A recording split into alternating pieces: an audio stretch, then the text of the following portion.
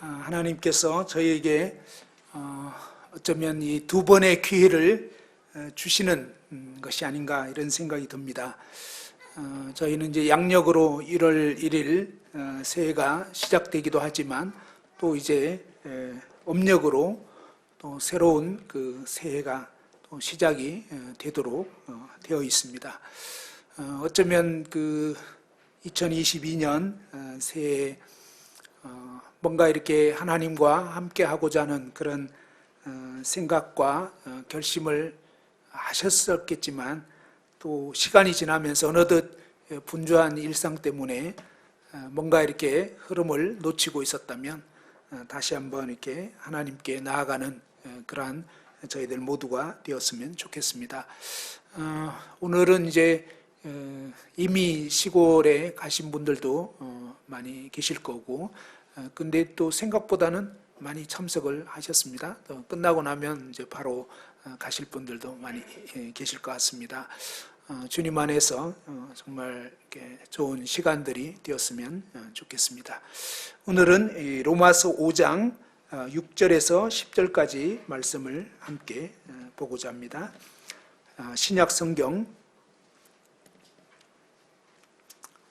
245페이지에 보면 로마서 5장 6절에서 10절까지 말씀을 길지 않기 때문에 다 같이 쭉 읽어보았으면 좋겠습니다. 로마서 5장 6절에서 10절까지 다 같이 한번 읽어보겠습니다. 시작.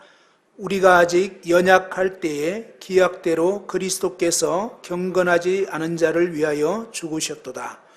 의인을 위하여 죽는 자가 쉽지 않고 선인을 위하여 용감히 죽는 자가 혹 있거니와 우리가 아직 죄인 되었을 때에 그리스도께서 우리를 위하여 죽으심으로 하나님께서 우리에 대한 자기의 사랑을 확정하셨느니라.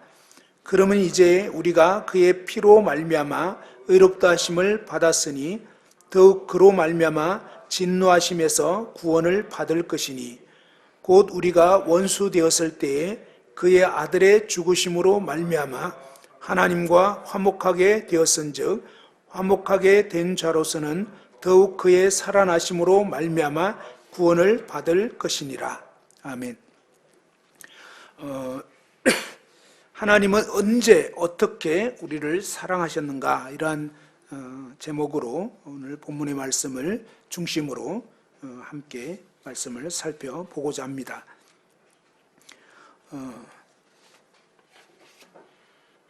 이 말씀에 보면 하나님이 언제 우리를 사랑하셨다고 되어 있나요?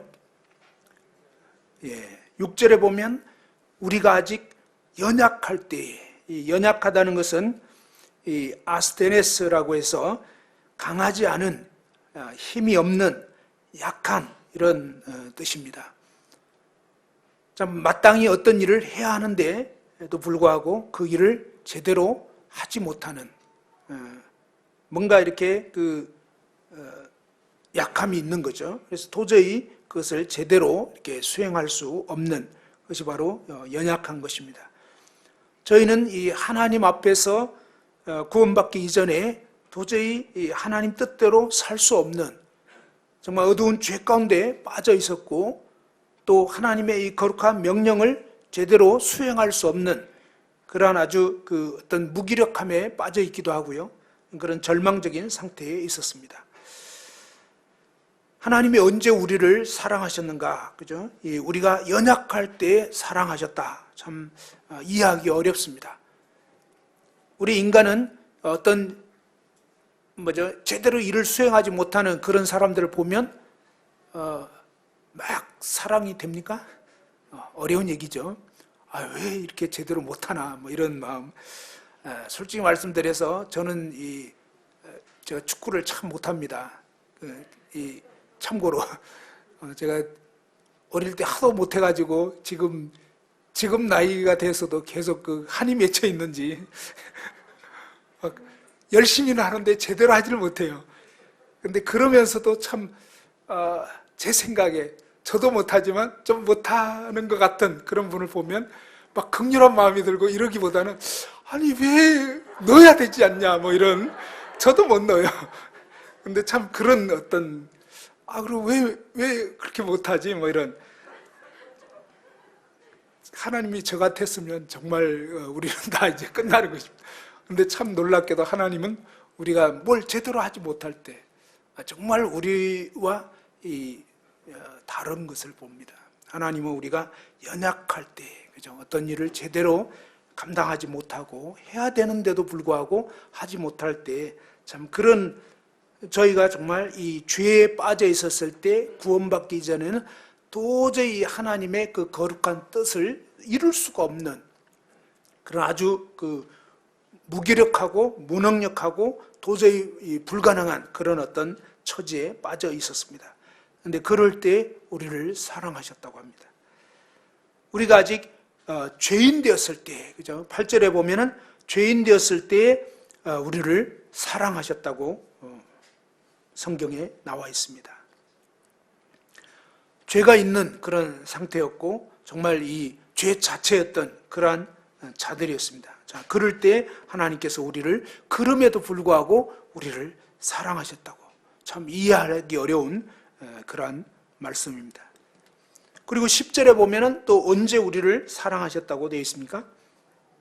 우리가 아직 원수가 되어 있었을 때, 이 헬라어로 보니까 에크드로스라고 해서 적이가 있는, 그죠? 이 마음의 어떤 이 적이 싫어하고 막 거부하고 오히려 대적하는 그러한 좀 악한 마음을 품고 있는 그런 상태였습니다. 하나님을 알지 못했고 오히려 하나님을 비방하고 하나님을 대적하고 그런 정말 하나님에 대해서 좋지 않은 마음을 품고 있었던 그러한 때에, 그죠? 우리는 어떤 사람이 나에 대해서 좋지 않은 그런 마음을 품고 있다 그러면 사실 그 사람에 대해서 사랑한다는 거 굉장히 어려운 얘기입니다. 그런데 하나님께서는 우리가 하나님을 좋아하거나 하나님을 사랑하거나 이런 것이 아니라 하나님에 대해서 어떤 적의를 품고 있는, 하나님을 막 미워하고 거부하고, 그죠? 오히려 외면하는 그러한 자였는데, 그럴 때 원수가 되어 있었을 때 그때 우리를 사랑하셨다고 합니다. 우리 인간의 상태에 대해서 한번 생각해 봅시다. 첫 번째로 생각해 볼 수 있는 것은 참 모든 인간은 절망적인 그런 죄인의 상태에 있었다고 하는 것입니다. 로마서는 이 복음을 아주 체계적으로 잘 진술해 놓고 있는데요. 이 로마서를 통해서 우리가 볼 수 있는 것은 우리 인간은 전적으로 하나님께 대해서 아주 대책이 안 서고, 또 이 복음에는 인간의 어떤 그 의는 다 그냥 완전히 무너뜨려 버리고 또 없애버리는, 그리고 오직 하나님의 의만 드러날 수밖에 없고 드러내는 것이 바로 이 영광스러운 복음입니다. 이 복음에 대해서 볼 수 있는 것이 첫 번째로는 뭐냐면, 저와 여러분 모두가 죄인이었을 적에는 완전히 이 절망적인 그런 상태였는데, 이것이 로마서 1장 18절 이하에 보면은 이 이방인의 상태에 대해서 알려주고 있습니다. 이방인들은 이 경건하지 않았고 또 이 불의에 매여 있었던 것을 보여주고 있습니다. 경건하지 않다는 것은 이 하나님을 닮지 않은 것입니다. 만물을 통해서 이 하나님의 영원하신 능력과 신의 성품이 이 만물 가운데, 하나님 지으신 모든 만물에 사실은 보여 있습니다. 나타나 있습니다. 우리가 이제 이 건물에 딱 들어왔을 때, 그죠? 저희 인도원교회 예배당 처음 들어오신 분들 보면은 아주 인테리어가 잘 돼 있지 않습니까? 아주 산뜻하게 꾸며져 있고, 지금 이제 전등들도 아주 일렬로 이렇게 쫙 배열이 잘 돼 있습니다. 자, 이런 산뜻한 건물을 보면서, 그죠? 이 실내 인테리어에 대한 이런 걸 보면서, 야, 참 누가 꾸몄는지 모르지만 굉장히 그 감각이 뛰어나구나. 저는 참고로 이렇게 또 건축에 대해서도 문외한입니다. 저같이 뭘 모르는 사람들도 들어오면, 와, 처음에 이 예배당이 딱 꾸며졌을 때 봤을 때, 와, 굉장히 멋있다, 이런 마음이 저절로 들더라고요. 그죠? 이런 광경을 보면, 누군가가 굉장히 참 이렇게 설계를 잘했구나, 또 아니면 어떤 뭐 시공을 잘했구나, 이런 어떤 부분들이 생각될 수밖에 없는 것입니다. 이것을 보고 저절로 이렇게 됐구나, 야 놀랍네, 저절로 이렇게 참 멋있게 돼 있네, 이런 사람들은 정신 이상이잖아요. 그죠? 정신병원으로 보내야 될 거예요. 돌봐드려야 된단 말이에요. 근데 지금 온 세상 만물을 보면서 하나님의 그 오묘한 솜씨가 나타나 있는데도 안타깝게도 뭡니까? 죄에 빠져 있었을 때 그것을 볼 수 있는 그런 눈이 없는 것입니다. 어두워져 있고, 그러면서 이 만물을 통해서 하나님의 어떠하심을, 하나님의 그 영광과 그 솜씨와 오묘함과 이런 모든 것들이 밝히 드러나 있지만 안타깝게도 그 하나님을 믿지도 않고 하나님께 영광을 돌리지도 않고, 그죠? 오히려 이제 더 아주 하나님께 모독을 가하는 행위가 뭐냐면, 그 크고 위대하신 하나님을, 광대한 우주를 펼치신 그 하나님을 그냥 어떤 인간으로 빗대어서, 그죠? 인간 신을 숭배하기도 하고, 또 아니면 그 새라든지 이 동물이라든지 이런 어떤 그 짐승을 우상으로 삼아가지고 그 우상에게 절하고, 이것은 뭐냐면 바로 하나님을 굉장히 모독하는 그런 행위인 것입니다. 하나님을 완전히 무시하는 그런 행위입니다. 가끔 제가 이제 복음 전할 때 그런 표현하지만, 그냥 이런 컵을 보고, 그죠? 이건 컵에 불과한데도 만일에, 그죠? 이 컵을 보고 진짜로 아버지라고 여기면서 아버지 감사합니다, 컵에 막 절하고 이런다면 진짜 아버지에게는 엄청난 이 모독의 행위가 되는 것입니다. 우상 숭배하는 것이 왜 죄입니까? 그것은 바로 영화로우신 하나님을 완전히 모독하는 행위이기 때문에, 그죠? 참되신 하나님을 알아보지도 못하고 무시하고 거짓을 진짜처럼 여기는, 이것이 정말 잘못된 그런 것입니다. 이렇게 하나님을 알지 못하고 하나님을 믿지도 않고 하나님을 도리어 다른 거짓된 것으로 우상으로 바꾸어 숭배하면서 안타깝게도 인간은 이 죄에 빠져서 이제 정욕대로, 자기의 이 욕구와 욕망대로 살게 되면서 온갖 이 정욕을 만족시키기 위해서 온갖 그런 죄악들을 범하게 됩니다. 급기야는 이제 이 동성연애에 빠지기도 하고, 막 이런 정말 이 짐승만도 못한 그런 행위로 전락이 되어버립니다. 그리고 이 이방인의 그 상태에 대해서 보여주는 것이 로마서 1장 28절 이하에 보면, 마음에 하나님 두기를 싫어하면서 온갖 그 하나님이 빠져버린 가운데서 모든 이 불의를 행하는, 이런 식으로 이방인들은 이제 빠져 있었고, 저희가 이제 하나님을 알기 전에 다 그런 식으로 어두운 죄악 가운데서 살았습니다.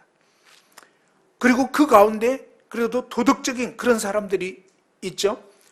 나름 남들보다는 좀 착하게 산다, 이렇게 생각을 하면서, 이런 경우에는 대부분의 특징이 로마서 2장 1절에 나오는 것처럼 뭐냐면 이 우월의식을 가지고 다른 사람들을 판단하게 되는 것입니다. 자신이 기준이 되어서 나보다 좀 못한 것 같으면 은연중에 이 마음에 판단하고 정죄하고, 근데 그러는데 정작 어떻습니까? 판단하는 그 동일한 일을 다른 때에 다른 모습으로 행하게 되는 것입니다. 욕하면서 오히려 자신이 그러한 이 죄에 빠져 있는 이런 실상을, 이 도덕적인 그러한 삶을 산다고 하는 사람의 모습 가운데 나타나게 되는 것입니다.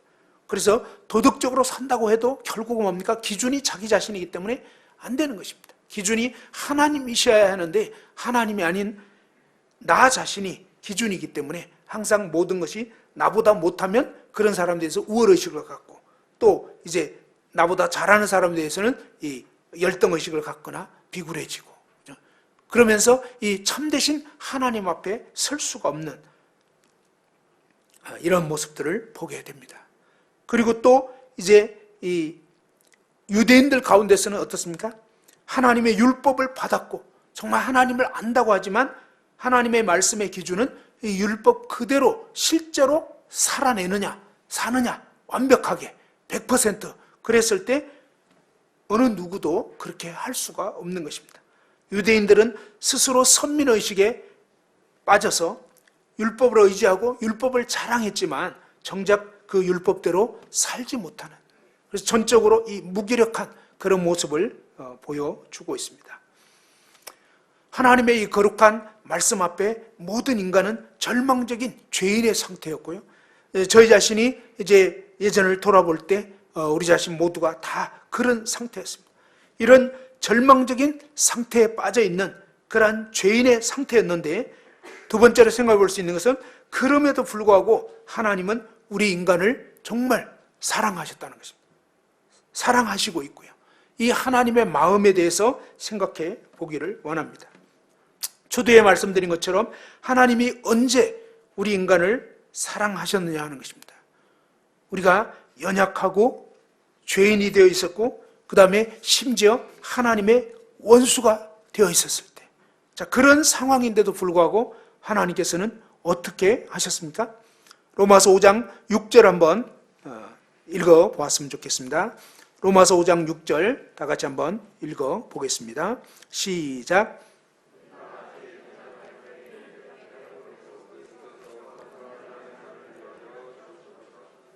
예, 우리가 아직 연약할 때에 기약대로 그리스도께서 경건하지 않은 자를 위하여 죽으셨도다 그랬습니다. 하나님께서는 우리 인생을 어떻게, 그죠? 사랑하셨는가? 언제 사랑하셨는가?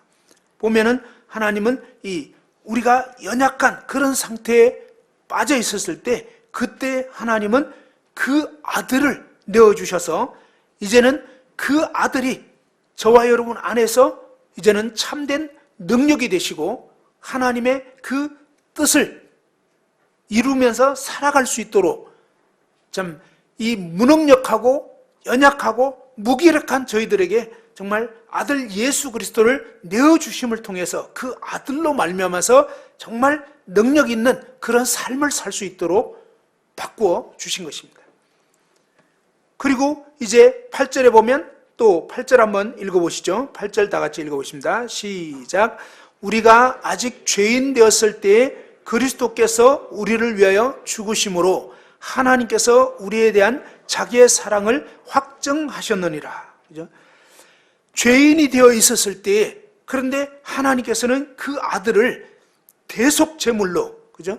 우리를 위한 그러한 대속, 죄를 대신 속하는 희생 제물로 내어주심으로 저와 여러분의 모든 죄를 사하시고 용서하시고 그 다음에 의인이 되게 해주셨습니다.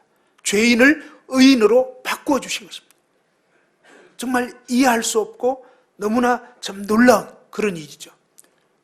죄인을 정죄하고 반드시 심판하셔야 되는데, 그런데 하나님께서는 그 아들을 통해서 아들을 대신 심판하시고 아들을 대신 죄로 삼으시고 오히려 죄 가운데 빠져 있었던 저와 여러분을 이 모든 죄를 용서해 주셨고 의인이 되게 해 주셨다는 것입니다.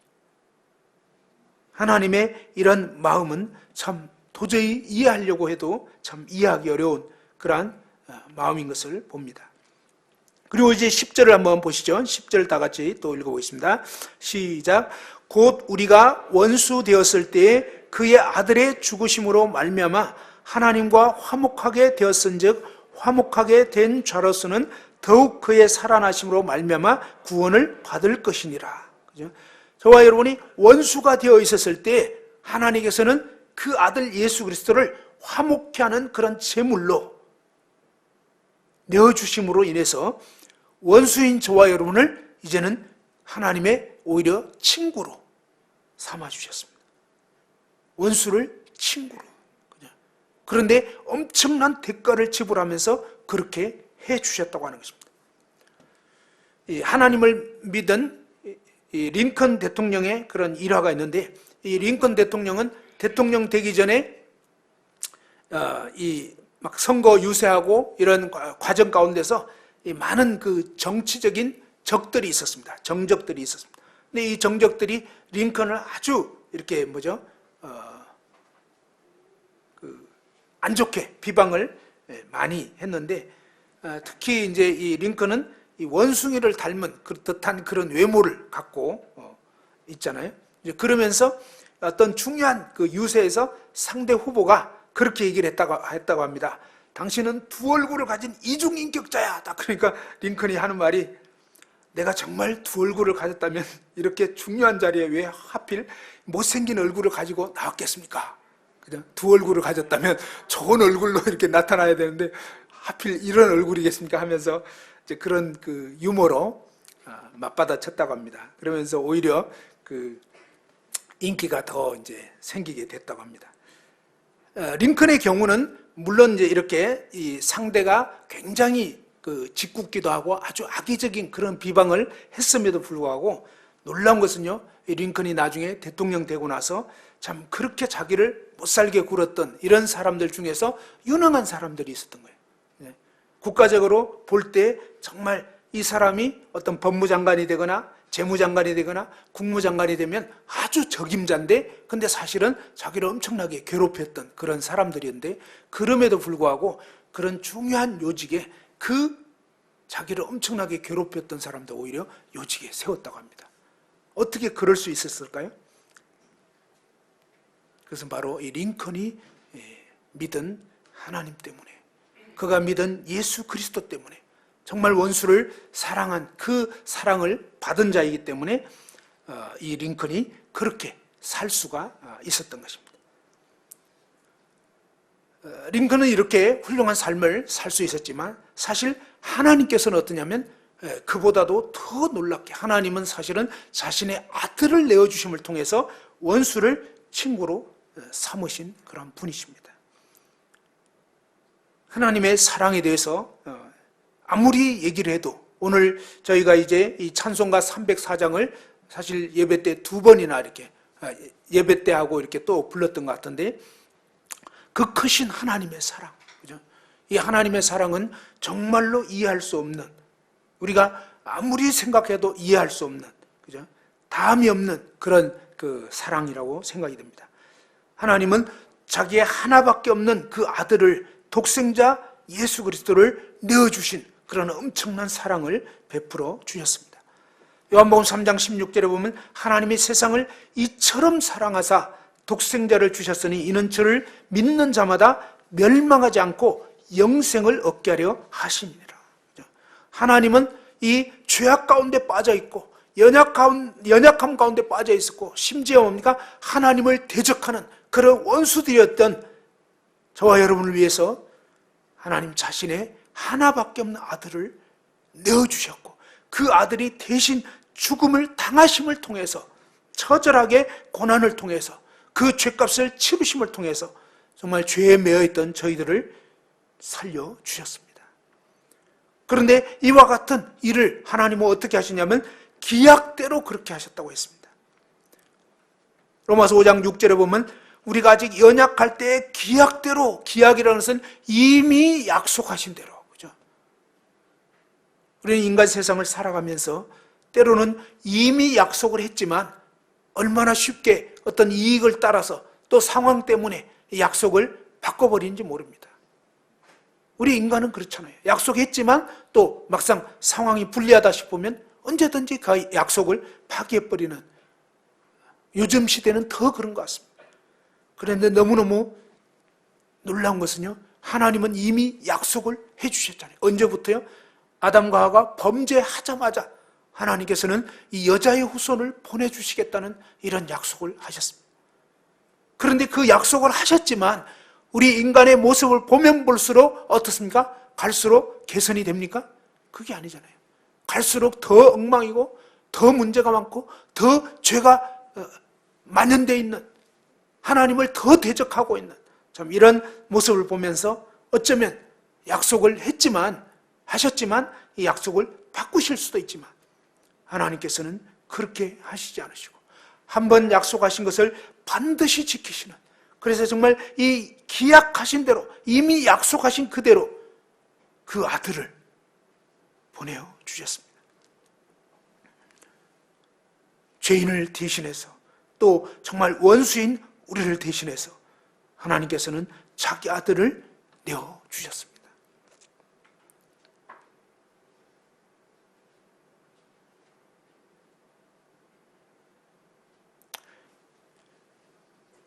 이 결혼해서 이제 정말 이 자녀를 갖게 되었을 때 비로소 정말 이 말씀의 그 의미가 어떤 건지, 그래도 이해가 잘 안 됩니다. 이해가 잘 안 되지만 그래도 조금은 알 것 같은.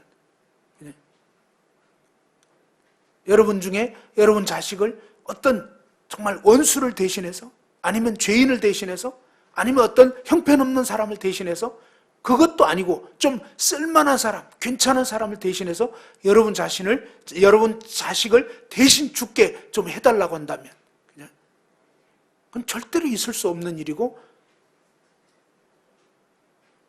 절대로 내줄 수가 없잖아요. 근데 하나님은 저희가 뭔가 하나님을 기쁘시게 하고 바람직한 그런 인생이기 때문이 아니었잖아요. 정반대였습니다. 정말로 대책 안 서는 그런 죄인인데,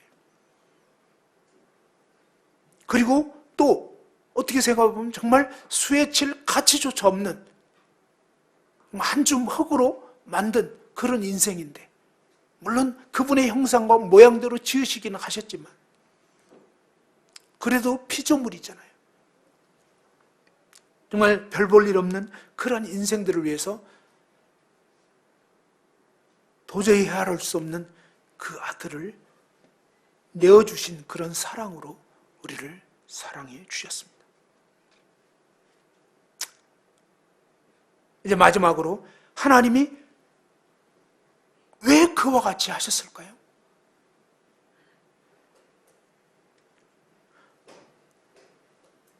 복음에는 양면이 있습니다. 어떤 사람들은 이 복음의 앞부분을 너무 강조한 나머지 정말 인간은 진짜 죄인이고 정말 연약하고 원수고 그래서 아무런 쓸모가 없고 이러면서, 물론 그렇죠. 근데 하나님께서 그 아들을 보내주시고 십자가에 대신 못 박히게 하시고 피 흘려 죽게 하시고 죽은 자 가운데서 부활케 하시는 이런 일을 통해서 우리 같은 자들을 왜 건져주셨는가? 그죠? 왜 구원해 주셨을까 하는 것입니다. 하나님께서 이같이 하신 그 이유와 목적을 제대로 알고, 그죠? 합당한 삶을 사는 것이 마땅한 도리일 것입니다. 진정한 구원을 주시고 회복케 하시고 하나님의 영광을 위해서 살 수 있도록 그러한 존재로 우리를 바꾸어 주셨던 것입니다. 복음의 이 양면, 앞부분에서는 정말 우리 인간은 절대적으로 무기력하고 무능력하고 정말 완악하고 부패한 죄인인 게 맞습니다. 그러나 아들 예수 그리스도의 그 엄청난 희생으로 말미암아서 구원받은 성도들은, 저와 여러분은 어떠한 존재가 되어졌는가 하는 것입니다. 이 복음을 오해하게 되면 정말 죄를 지어도 괜찮다 이렇게 생각할 수가 있을 것입니다. 근데 사실 이것은 완전히 오해한 것입니다. 하나님께서는 죄를 정말로 싫어하시고 또 죄를 반드시 심판하시는 그러한 분이십니다. 하나님은 그 아들을까지라도 아들을 죽이실 정도로 이 죄를 미워하시고 죄를 반드시 심판하시는 너무나 거룩하고 엄하고 공의로우신 그러한 분이십니다. 그 아들의 죽으심을 통해서, 부활을 통해서 죄와 사망의 권세를 폐하시고 이제는 뭡니까? 저와 여러분의 하나님의 그 거룩하심에 참여케 하시려고 그렇게 하신 것입니다. 그리스도의 그 보배로운 피로 깨끗이 씻겨주셔서 이제 저와 여러분을 거룩한 아들의 생명으로 다시 태어나게 하셔서 산 소망을 갖게 하신 것입니다. 그래서 이제부터는 뭡니까? 예전에는 그랬지만 이제는 하나님을 영화롭게 하는 그런 삶을 살게 하시려고 우리를 거듭나게 하신 것입니다. 연약했기 때문에 이제는 뭡니까? 그 아들의 생명을 우리에게 주신 것입니다. 예전에는 우리가 아담 생명 안에 있었기 때문에 이 죄에 빠져 있었고 도저히 죄에서 벗어날 수 없는, 자주 말씀드리지만 시꺼먼 볼펜이었기 때문에 시꺼먼 색밖에 낼 수 없는, 아무리 몸부림쳐도 빨간색을 낼 수 없는, 그죠? 그러한 저희들이었습니다. 그런데 이제는 뭡니까? 예수 그리스도 그분을 통해서 하나님은 그 아들을 우리에게 보내주신 것입니다. 그래서 정말 진정으로 믿는다는 것은 그 아들의 생명이 우리 안에 들어온 것입니다. 그래서 그 아들의 생명으로 살아갈 수 있도록 하나님께서 우리에게 그러한 놀라운 새로운 삶으로 우리를 옮겨주신 것입니다. 베드로후서 1장 3절 4절에 보면 그의 신기한 능력으로 생명과 경건에 속한 모든 것을 우리에게 주셨다고 했습니다. 사실은 거룩한 삶을 살 수 있는 그런 모든 능력이 이 그리스도의 생명 안에 있고요. 또 하나님께서 우리에게 거듭날 때 주신 성령으로 말미암아서 우리가 성령님을 의지하게 될 때에 성령의 능력으로 그리스도를 부활케 하신 그 능력으로 우리가 살아갈 수 있다고 하는 것입니다. 그래서 생명과 경건에 속한 모든 것을 우리에게 주셔서 이제는 뭡니까? 이 정욕 때문에 세상에서 썩어질 것을 피하여 신성한 이 하나님의 성품에 참여하는 자가 되게 하신 것입니다. 에베소서 2장 8절에서 10절에 보면은 우리는 이제 10절에 보면 우리는 그가 만드신 바라, 그죠? 하나님이 만드신 걸작품이다 그랬습니다. 죄로 망가떨어져 버린 그런 옛날의 그 피조물이 아니라 이제는 뭡니까? 예수 그리스도로 말미암아서 새 피조물로 하나님의 놀라운 걸작품으로 우리를 만드셔서 그리스도 예수 안에서 선한 일을 위하여 지으심을 받은 자라고 했습니다. 이제는 그리스도 예수 안에서 살아가도록, 물론 거듭난 우리에게는 이 두 가지 그런 어떤 성품이 있습니다. 이 그리스도로 말미암아서 이제는 뭡니까? 이 하나님의 영광과 하나님의 뜻을 향해서 살아갈 수 있는 그런 새로운 성품이 있는가 하면, 거듭나기 이전에 이 아담으로부터 물려받은 그러한 본성, 그 옛 본성이 이 몸을 벗을 때까지는 남아 있습니다. 그래서 참 이 구원받은 성도에게는 이 두 가지 그런 그 갈등 속에서 늘 이 쉽지 않은 그런 모습을 갖고 있습니다. 거듭나지 않은 사람은 그냥 이 하나의 성품밖에 없는 것입니다. 이 아담의 본성밖에 없는 것입니다. 그래서 무엇을 하든지 자기의 영광을 위해서 살아가는 것입니다. 그런데 이 거듭난 그리스도인들은 자기의 영광을 위해서 살려고 하면 불편해집니다. 그리고 그것이 별로 기쁘지가 않습니다. 근데 세례 요한의 그 고백처럼 나는 쇠하여야 하겠고 그는 흥하여야 하겠다. 정말 이렇게 하나님 그분이 높임을 받고 나를 위해서 죽으시고 부활하신 예수 그리스도 그분이 영광을 받으실 때 우린 정말로 기쁨이 됩니다. 그것이 바로 우리 안에 심기운 새로운 본성입니다. 새로운 성품입니다. 하나님께서는 저와 여러분이 이제 이러한 새로운 성품으로 살아갈 수 있는 존재로 삼아주신 것입니다. 디도서 2장 11절에서 14절에 보면 모든 사람에게 구원을 주시는 하나님의 은혜가 나타나서 우리를 양육하시되 경건하지 않은 것과 이 세상 정욕을 다 버리고 신중함과 의로움과 경건함으로 이 세상에 살고 복스러운 소망과 우리의 크신 하나님 구주 예수 그리스도의 영광이 나타나심을 기다리게 하셨으니 그가 우리를 대신하여 자신을 주심은 모든 불법에서 우리를 속량하시고 우리를 깨끗하게 하셔서 선한 일을 열심히 하는 자기 백성이 되게 하려 하심이라.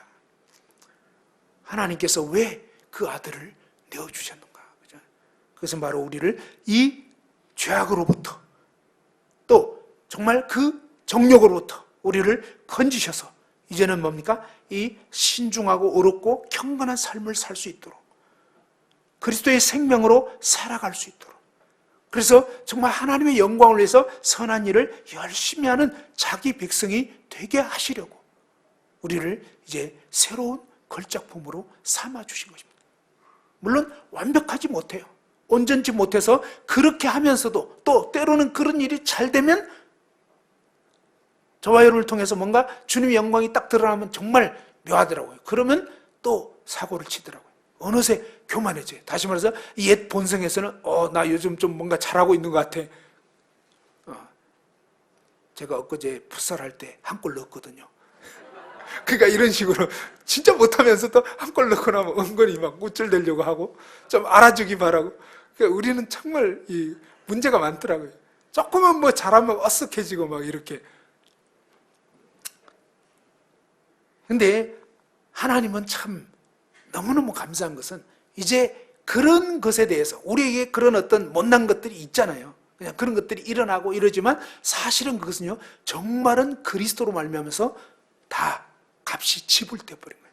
그래서 마지막 심판 때에서는 그런 것은 물론 상급은 안 되잖아요. 상쇄되어 버린 거. 그렇지만 뭡니까?